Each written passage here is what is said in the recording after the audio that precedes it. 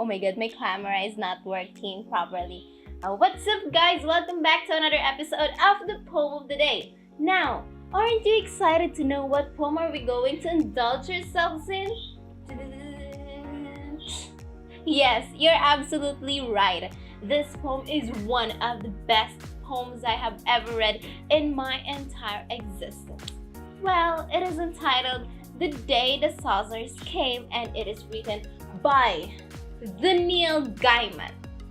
You know what? First time I read it, I really have no idea what the thought is all about. I saw Ragnarok, zombies, saucers, and I was like, my gosh, what are those?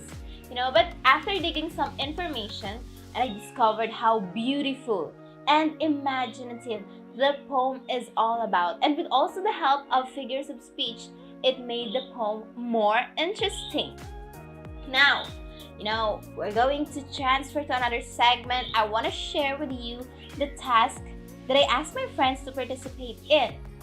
I forced them to read this poem. Yeah, I forced them to read this poem and asked them to give me their favorite line or lines that have figures of speech and explain to me why do they like this line and what does it mean.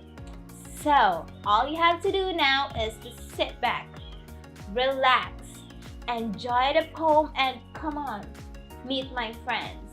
Bye-bye! Silent, coming down from the sky like great snowflakes. The first figure of speech used in the poem The Day the Saucers Landed is a simile, which is evident in the line I've just recited. But first, what is a simile? A simile is a figure of speech that compares one thing with another thing of a different kind, using words such as like or as. In the particular line I've just spoken, coming down from the sky like great snowflakes is the simile. And the author used the word like to indicate that a comparison is being made. He intended to show us how silent the saucers were coming down from the sky, in much the same way as the snowflakes descending on the ground. The next line that we are going to be discussing from The Day the Saucers Came is The grave gave up their dead. Now, what figure of speech is this line considered as? We can say that this line is an example of a personification, and why is that? First, let us define what personification is. According to Merriam-Webster Dictionary, it is something unhuman which possesses or which is given humanly attributes such as the five senses or being able to move like humans. Now, let us read the line. The grave gave up their dead. In reality, graves do not give up their dead, basically because they do not possess the five senses or they do not have the ability to give up their dead, in which things are considered as non-human and they are static, they cannot move at all, and that is why this line is considered as an example of a personification.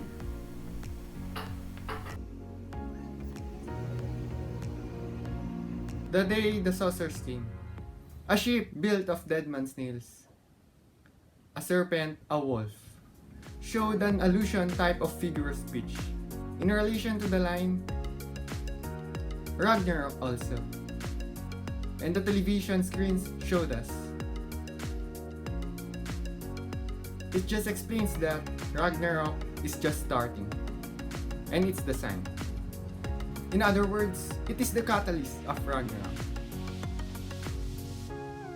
Oh, hey look, there's a new line. And each of us was engulfed by genies and sprites. I think that would be a hyperbole considering how it is impossible for genies and sprites to exist in the first place. And if they do actually exist, they would be small, smaller than humans, so it would be a nigh impossibility for them to be able to engulf us whole. And I think this expression would be an exaggeration of some sorts considering that's the case, so it falls under the hyperbole category of figures of speech. That's all.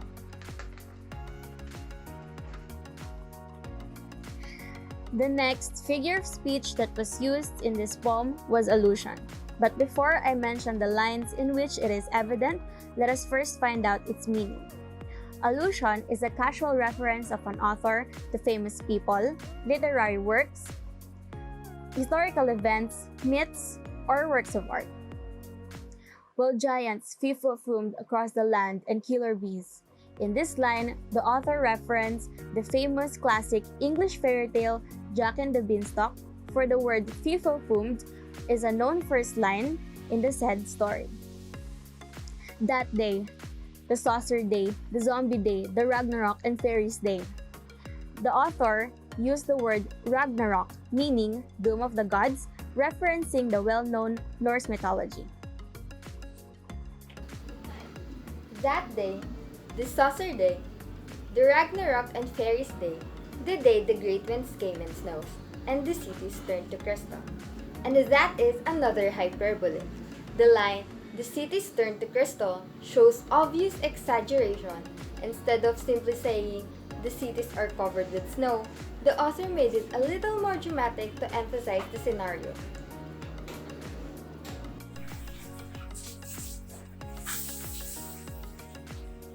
The angels, drunk and muddled, stumbled from the bars. Hyperbole.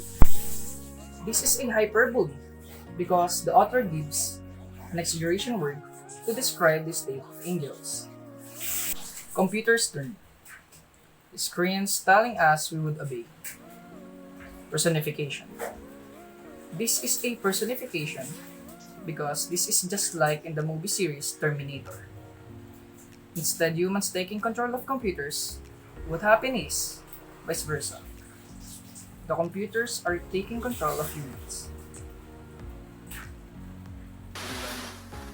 Oh, this poem? The day the soldiers came up.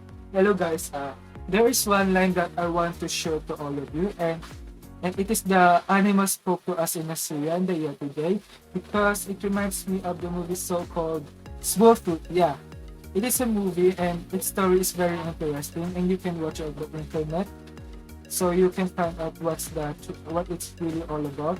And the one thing that I like about the line is animals are speaking that the humans can only do that, and that's what we call personification. And that's the reason why it reminds me our high school life in grade 9. And that's the end of my thank you.